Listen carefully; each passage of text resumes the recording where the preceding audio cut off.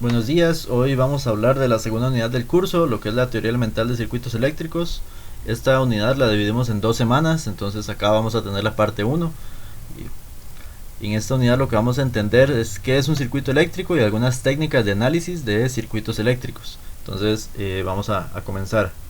Para hoy lo que vamos a hablar es de primero qué son circuitos en serie y paralelo, y las técnicas que se usan y cuál es la diferencia. Luego una técnica que se llama divisor de voltaje, y luego vamos a hablar de las que tal vez ya ustedes conocen, se llaman las leyes de Kirchhoff, las leyes de mallas y nodos, y un caso especial de cada una que se le llama supermallas y supernodos, como un nombre digamos un poco más llamativo. Entonces esto es lo que vamos a trabajar el día de hoy. ¿Okay? Entonces vamos a comenzar. Primero, bueno, antes de esto, antes de hablar serie y paralelo, quisiera recordar brevemente.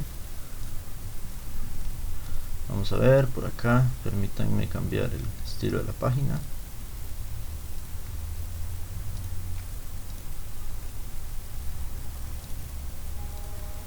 Okay.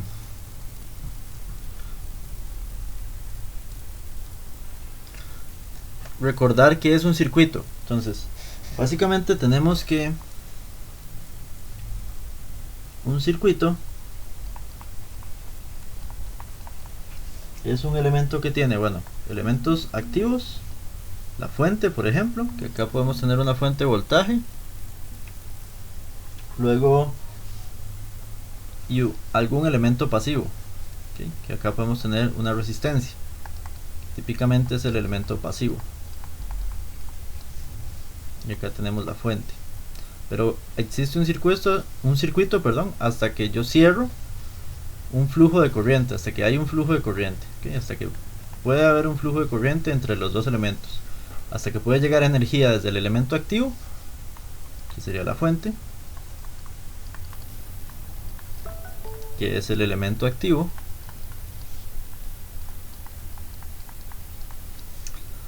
llegar la energía hasta el elemento pasivo. ¿Okay? Ahora bien, eso también puede verse cuando tengo una fuente de corriente, recordando, se dibuja de esta manera, y alguna carga, que sería una resistencia, algún elemento que ofrece resistencia y que básicamente solo recibe la energía y la utiliza de alguna manera. Recordando, teníamos básicamente la ley de Ohm, que hemos dicho que esto es voltaje igual corriente por resistencia. Recordando también el voltaje, también se le llama voltaje o tensión eléctrica, ese es otro nombre, entonces hay gente que prefiere llamarle tensión, de hecho, y lo medimos en voltios. ¿Okay? Luego tenemos la corriente, aunque en realidad el término correcto es flujo de corriente, bueno, aquí en D, corriente eléctrica. ¿Okay? Ese es el término correcto. Esto se mide en amperios.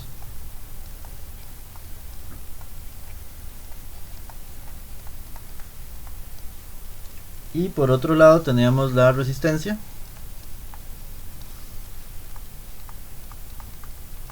que como ya recordarán de los cursos de física, pues depende de la geometría, del material, de la geometría y del material básicamente. Y esto lo medimos en ohmios.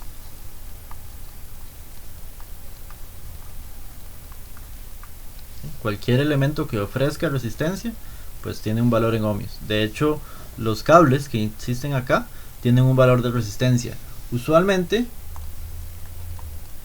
ese valor de resistencia se supone como cero, ¿okay? Se supone como muy pequeño. No es cero, pero es muy cercano a cero usualmente. ¿Okay? Por lo que hablamos la vez pasada de los materiales de cobre, por ejemplo, que se usan usualmente, otra vez, para los cables. Por otro lado, también teníamos lo que era la potencia, que es voltaje por corriente, y lo medíamos en watts, que básicamente la potencia, si es un elemento activo, la potencia es entregada, y si es un elemento pasivo, la potencia es consumida, o bien en el caso de una resistencia, la potencia es disipada. Por ejemplo, las resistencias disipan la potencia como calor, típicamente, como las del horno que les había mencionado la vez pasada. Por ejemplo, un bombillo incandescente, de hecho por eso también calienta, porque debido a sus materiales y la forma en que está compuesto, pues parte de esa disipación de energía se genera a través de luz y la otra parte se genera a través de calor. Entonces eso es un ejemplo. Por eso es que también sirven para las ventas de comida, como las de pollos, por ejemplo, o cosas así en las ferias, porque de paso calientan, ¿no?, los alimentos sin tener que consumir un horno muy muy grande. Ahora bien, vamos a entrar entonces, habiendo repasado que es un circuito. Bueno, y muy importante, ¿verdad? También tenemos el caso del circuito abierto, que puedo tener acá una fuente, o lo que se llama un abierto. Cuando no tengo conexión, esto es un circuito abierto. Acá tengo el voltaje. En un abierto cae el voltaje máximo. Es decir, si yo tengo un circuito donde aquí tengo una fuente, qué sé yo, de 20 voltios y tengo una resistencia 1 por acá, tengo otra resistencia por acá, tengo otra por acá y así sucesivamente, y aquí tengo un abierto, entonces en realidad los 20 voltios van a estar cayendo acá. Y sí, el voltaje se dice que cae en un elemento, ¿sí? Por otro lado, si yo tengo una fuente, un circuito más bien, donde tengo la misma resistencia y aquí tengo un corto, entonces toda la corriente va a fluir por acá y aquí va a fluir toda la corriente. Esto es la corriente máxima porque tengo un cortocircuito. Entonces este es un abierto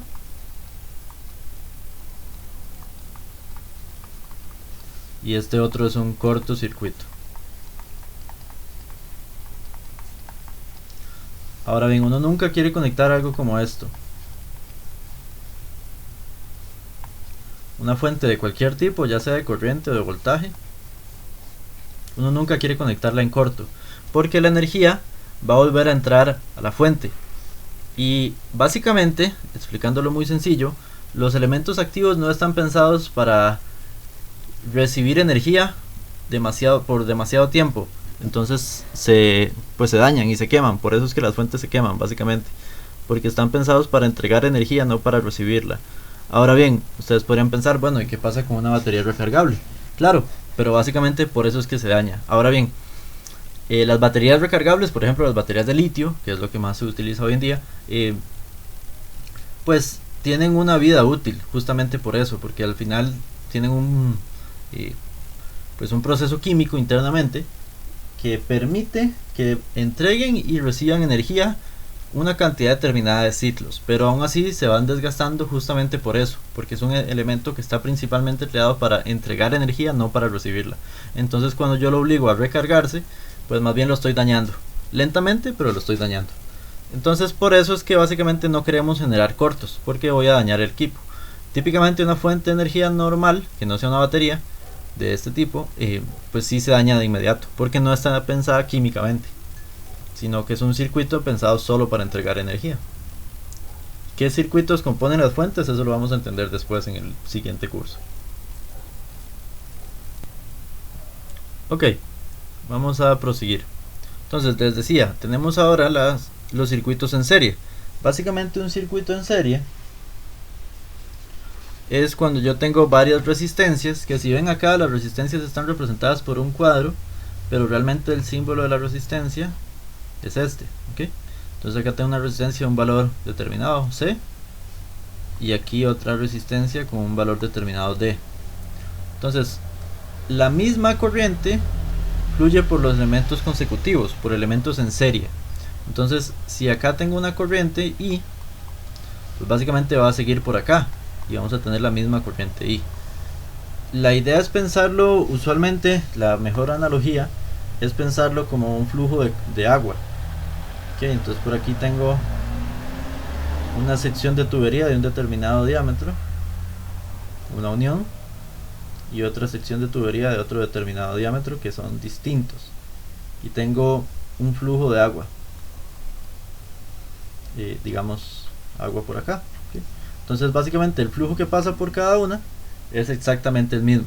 Recuerden que al final de cuentas la analogía que se hace es que el flujo de corriente es como decir el flujo de agua, y la tensión eléctrica es como decir la presión a la que se está moviendo ese flujo de agua. Entonces acá hice las secciones de tubería de distintos diámetros para pensar que al final tendrían resistencias distintas, ¿okay? Cuando tengo un circuito en serie o con resistencias en serie, entonces yo puedo hacer lo que se llama una resistencia equivalente, que básicamente si acá tengo R1, R2 y R3, entonces yo puedo decir que la resistencia equivalente a esto es la suma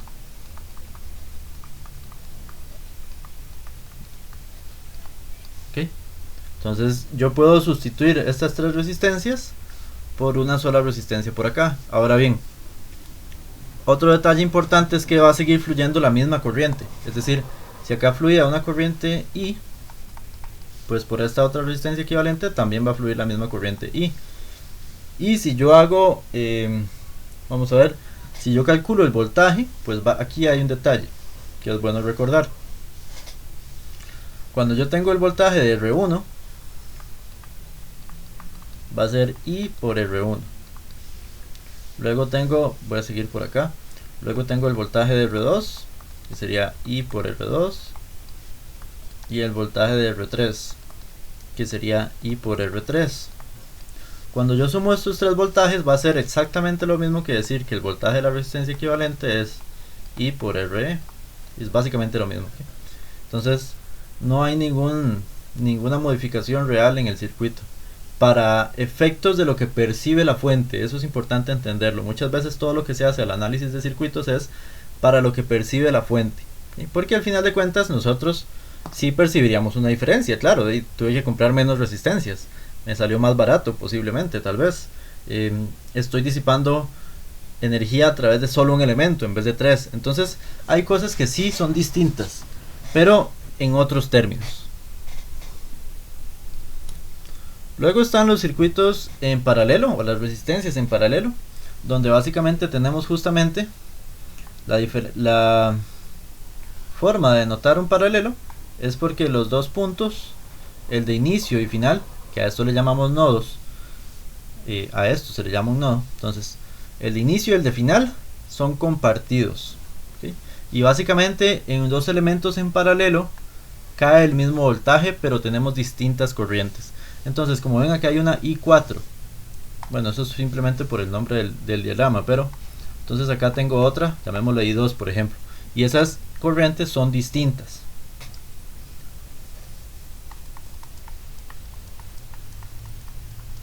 Al igual que acá, VR1 es diferente a VR2 y es diferente a VR3, a menos claro que las resistencias fueran iguales, es decir, que ambas valieran, no sé, R1 y R2 valieran exactamente lo mismo. Pero suponiendo que son distintas, pues las corrientes van a ser distintas en el caso del paralelo y los voltajes distintos en el caso de serie. Ahora bien, para calcular acá la resistencia equivalente, entonces yo haría, suponiendo que acá tenga estos valores, entonces yo diría que la resistencia equivalente va a ser el inverso de la suma de los inversos, es decir,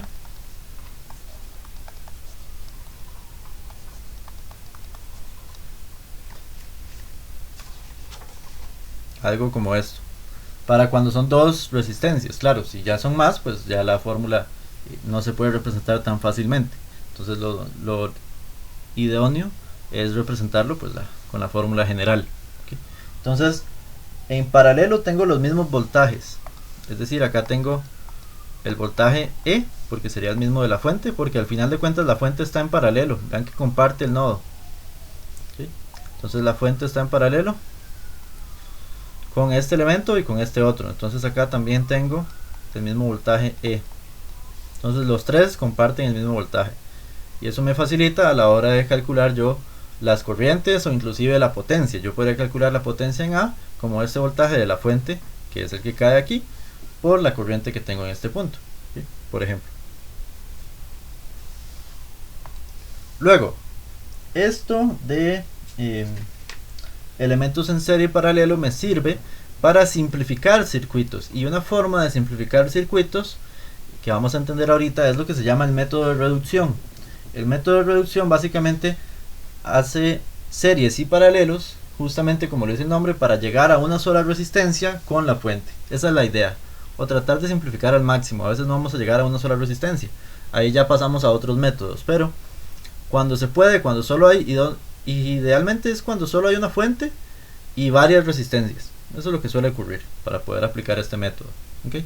Ahora bien, igual uno puede avanzar y hacer series y paralelos hasta llegar a donde se pueda. Entonces, por ejemplo, para este caso, si yo aplicara el método de reducción, vamos a crear una página diferente por acá. Entonces, para este punto, yo diría, ok, vamos a ver, permítame, tengo, un detalle importante que no quiero que se me olvide.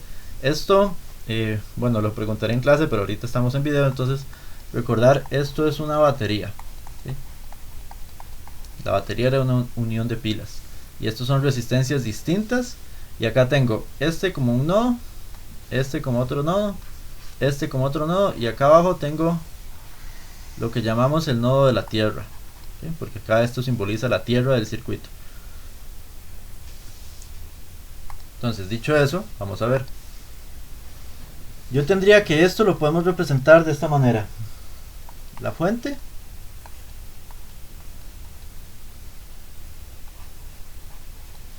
R1, R2, y acá puedo representar un R, vamos a ver, yo tenía R4, y yo puedo decir que R3 y R4 están en serie. Entonces yo puedo decir que R5, para seguir con la numeración, sería la suma de R3 y R4. ¿Sí? Ven que ahorita lo estoy haciendo meramente algebraico para entender bien el proceso. Luego de esto, el siguiente paso sería, ok, yo tengo la fuente,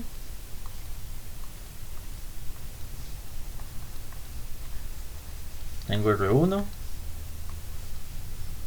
y ahora voy a tener un R6, donde ese R6 es el paralelo de R2 y R5, y yo puedo decir que R6 entonces sería R2 paralelo con R5, y esto es meramente matemático, sí, una forma de escribirlo nada más, pero ya la ecuación como tal pues vendría a ser algo como esto.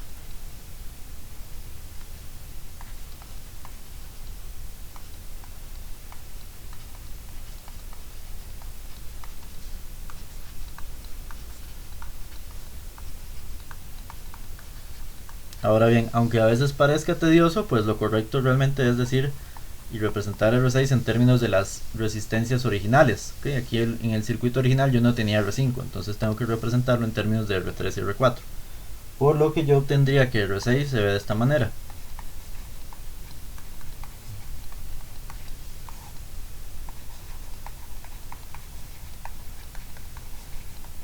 ¿Okay? Luego, el último paso sería decir que yo voy a tener la fuente,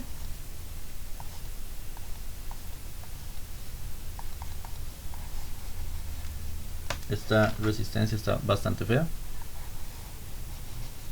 ¿okay? Y acá tengo un R7 seguiría, donde R7 sería R1 más R6, lo que vendría siendo R1 más todo lo que ya dijimos antes.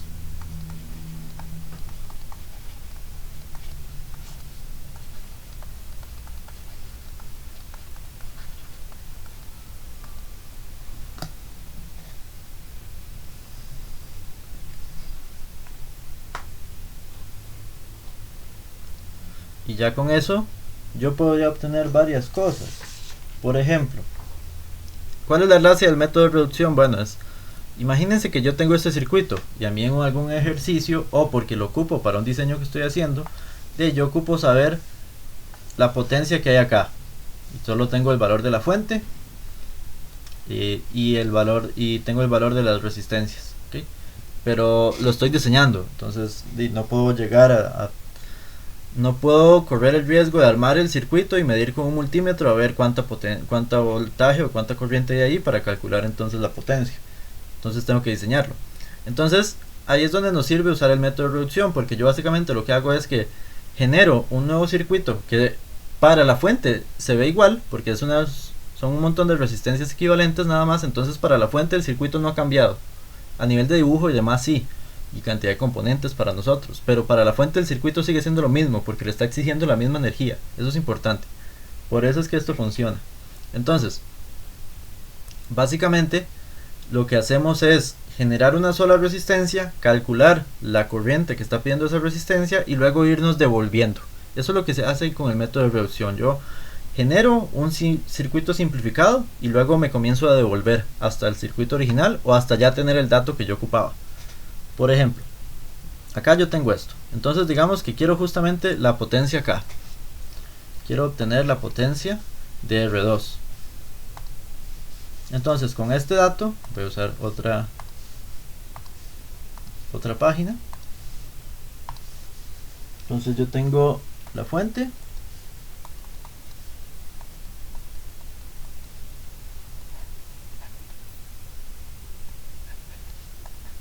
y R7. Ven que a efectos de dibujo da igual si lo pongo arriba o lo pongo abajo o paralelo, ¿no? Ahora bien, si yo quiero entonces la potencia, pues me sirve saber la corriente que tengo acá.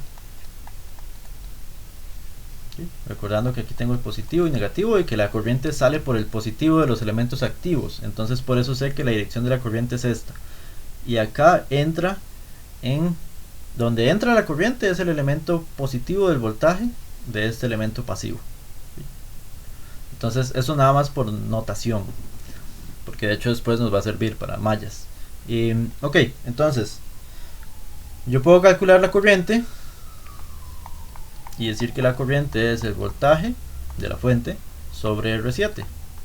Ok, ahora bien, ya sé cuánta corriente fluye por R7 y por supuesto como R7 está en paralelo, entonces yo sé que la corriente de R7 es la I y el voltaje de R7, como está en paralelo con la fuente, el voltaje de R7 es E. Ahora bien, me devuelvo. Entonces antes de tener R7 yo tenía este otro circuito separando R7.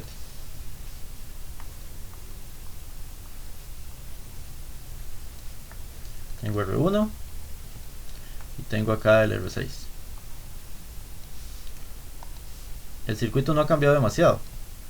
La I sigue fluyendo por acá, solo que ahora tengo la I separada. Entonces yo tengo que la corriente de la resistencia 1 sigue siendo I, pero el voltaje de la resistencia 1 va a ser esa I por R1. Ya no va a ser la E, porque la E es el voltaje que tengo desde aquí hasta acá. Todo esto es la E, porque estas dos están en paralelo con la fuente. ¿Ok? Ahora bien, yo aquí voy a tener el voltaje de R1 y aquí voy a tener el voltaje de R6. La corriente de R6, esta sí es I, porque están en serie. Y el voltaje de R6 sería I por R6. Ahora bien, repasemos qué me estaban pidiendo. Estaban pidiendo R2, pero yo ahorita tengo R6. Entonces todavía me falta. Todavía tengo que devolverme un paso más. Entonces me devuelvo otro paso.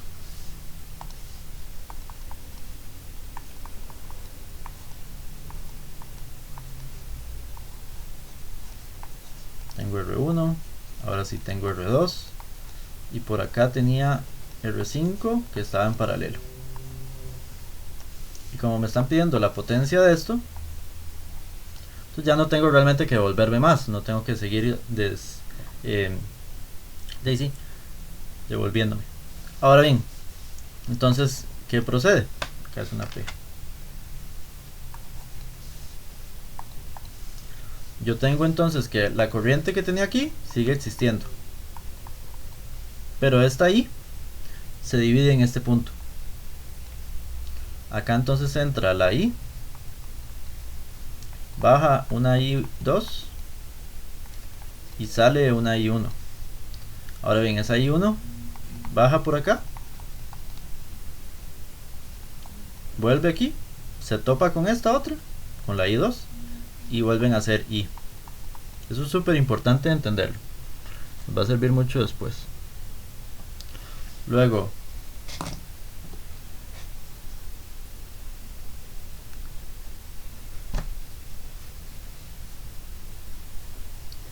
esta I básicamente es la que fluye por la fuente y es la energía que entrega la fuente y tiene que regresar a la fuente para que el circuito siga justamente, la energía siga fluyendo. Realmente pasa de nuevo por la fuente, ¿no? No es como que se queda atrapada en la fuente y al ratito vuelve a salir, en realidad es como que fluye literalmente, se mantiene fluyendo. Ahora bien, ya con esa I2 yo puedo calcular la potencia entonces, porque yo puedo decir, ok, lo que me interesa es la potencia de R2 y la potencia de R2 es el voltaje de R2 por la corriente de R2. Ven que recuerden que esto tenía variantes, entonces ustedes podrían perfectamente utilizar alguna variante, pero si lo quisiera usar así, entonces yo tendría que decir que el voltaje de R2 es la corriente 2 por R2. Tendría que averiguar cuánto es la corriente 2.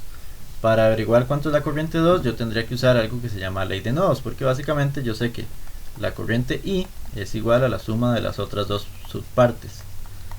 Vean que I se divide en I1 y en I2, entonces básicamente se genera esto, que se le llama ley de nodos.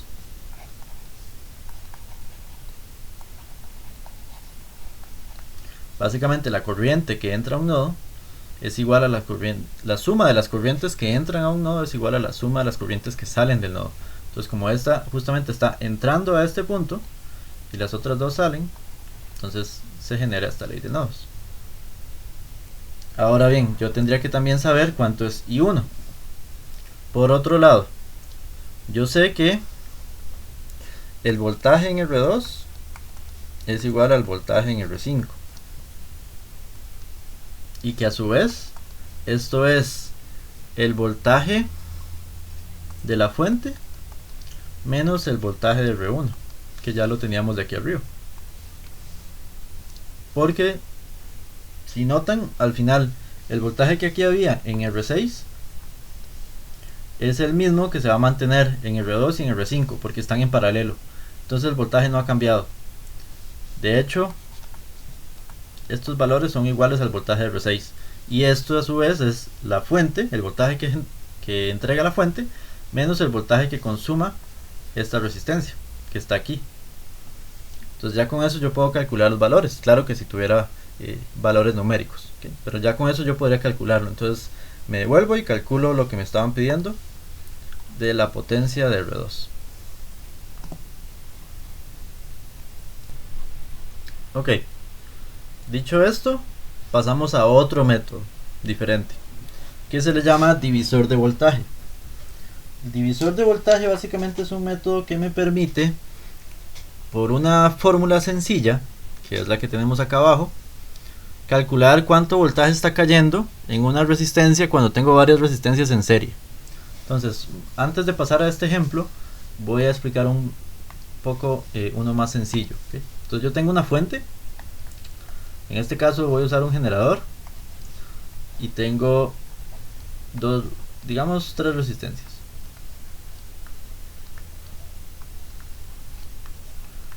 Okay.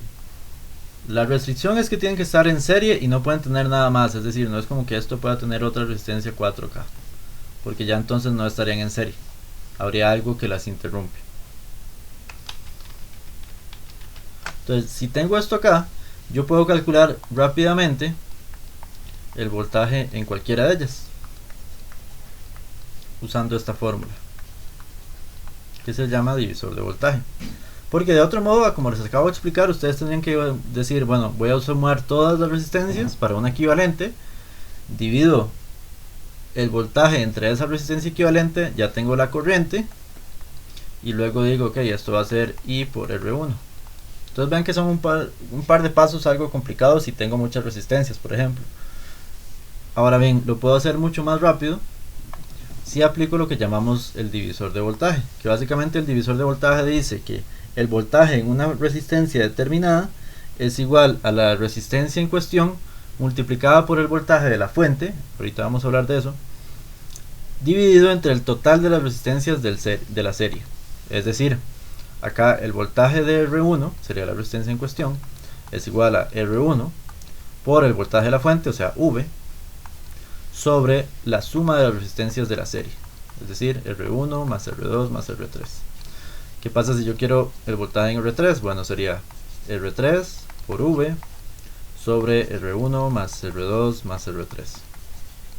Y esto va a dar exactamente lo mismo que si hubieran hecho los otros pasos. Ahora bien, eso es el divisor de voltaje. ¿Cómo lo usamos? Por ejemplo acá, en este ejercicio. En este ejercicio la idea es que yo tengo, si ven, tengo una fuente de 120 voltios. Ven que eso es básicamente como lo que viene del toma, pero esto es una fuente directa. Eso es importante, no es una fuente alterna. Todavía no hemos entrado en nada alterno. De hecho, hasta la tercera unidad vamos a pasar a cosas alternas. Entonces, acá esto es bastante energía. Y son resistencias de 10 ohmios, 20 ohmios, 30. Y tienen cosas en paralelo. Es decir, esto no cumple. Vean que no cumple ser una serie porque tiene cosas por acá. Tiene este elemento, tiene este otro y tiene este otro. ¿Okay? Lo que me piden es averiguar el voltaje en C, en B y en A. ¿Okay? En A yo ya sé que son 120 voltios porque está en paralelo a la fuente. Pero quiero averiguar el voltaje en B, por ejemplo, y el voltaje en C.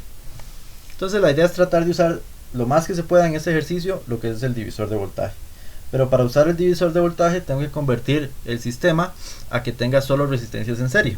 Entonces, como se podrán imaginar, vamos a jugar con este paralelo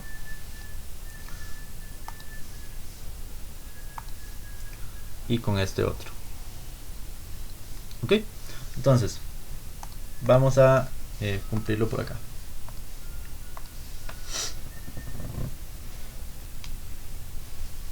Básicamente yo voy a decir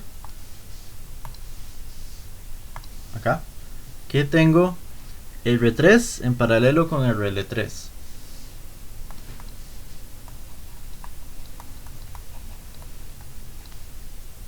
Y aquí sí me dan valores. Esto es igual, ustedes lo pueden revisar, esto es igual a 30 por 20 sobre 50, que básicamente son 12 ohmios. Ok, entonces yo voy a tener la fuente, el R1, tiene su valor, pero ahorita para simplificar la reacción vamos a dejarlo así. Y aquí este son de 20, bueno, este lo puedo escribir, son de 10. Todos estos son ohmios, ajá. Y acá tengo el nuevo paralelo, que vamos a llamarlo R4.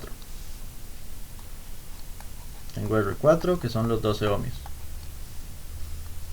Y acá tengo el RL2 que son 20.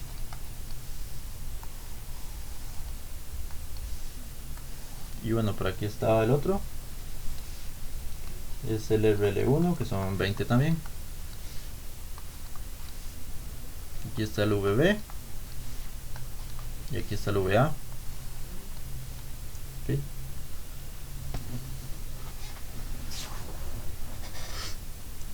Ahora bien, luego ¿qué procedería? Bueno, yo tendría que hacer la suma de esto. Bueno, aquí tengo un V. Entonces luego voy a hacer R2 más R4 es igual a 32 ohmios. Y eso a su vez está en paralelo con RL2. Que esto me daría, vamos a ver, 32 por 20 sobre 52. Esto me va a dar 160 treceavos. ¿Okay? Esto está en ohmios.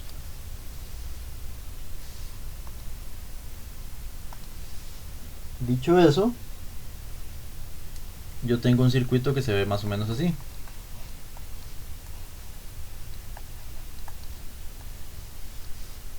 Y vamos a decir que esto se llama R5, que son los 160 treceavos.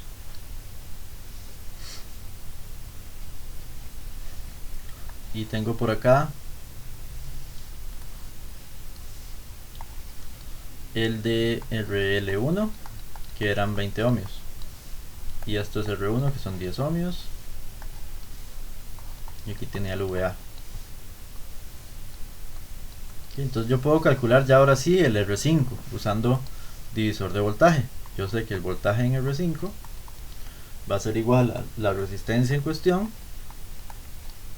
por el total de la fuente, que eran los 120 voltios, sobre la suma, sería 160 treceavos más 10 ohmios.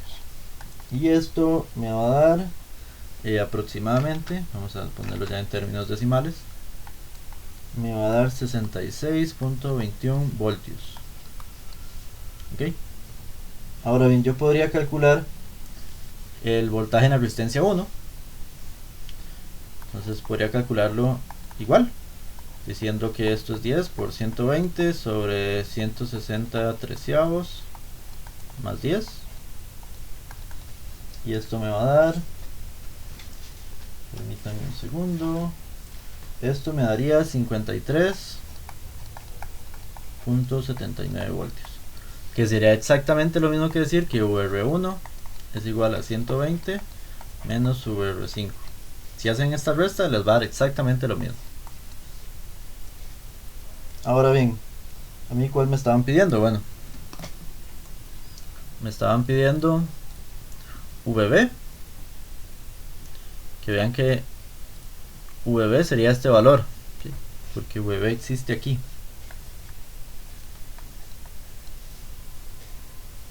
Luego,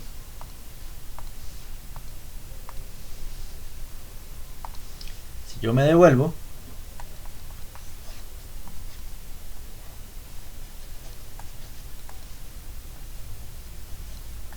y tengo aquí R2 y tengo acá bueno, el paralelo de R3 con RL3, acá existe VC y acá estaba RL2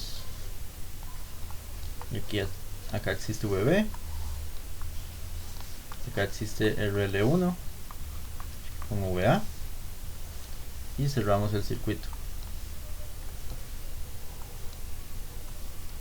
Y este símbolo es nada más para medir un voltaje, ¿sí? Yo podría pedirles el voltaje en RL2 y es exactamente lo mismo que VB. Eso es importante. Ahora bien, entonces yo tengo que ya sé VB y VB es exactamente lo mismo que hay de acá acá. Entonces yo puedo hacer un divisor de voltaje y decir que el voltaje en el paralelo es igual al voltaje que teníamos acá, que es, perdón, a la resistencia, que lo que teníamos era 12 multiplicado por el voltaje en sí, que el voltaje en sí viene siendo 53.79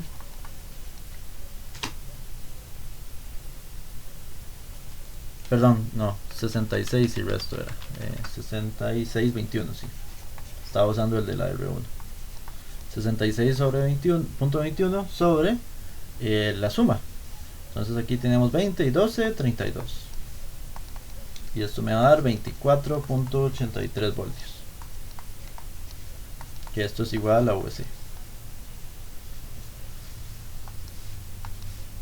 Entonces ya tengo los tres valores. Y vean que hicimos menos operaciones por usar el divisor de voltaje. Esa es la idea del método, que es bastante útil ya cuando uno le va agarrando el toque, básicamente.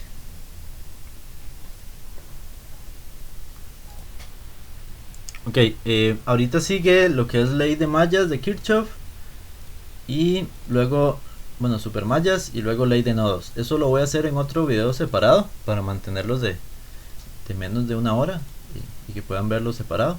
Entonces acá voy a cortar y voy a subir dos videos. Esta semana tenemos dos videos para esta primera parte de la segunda unidad, que eso quede claro, ¿ok? Entonces voy a hacerlo en dos.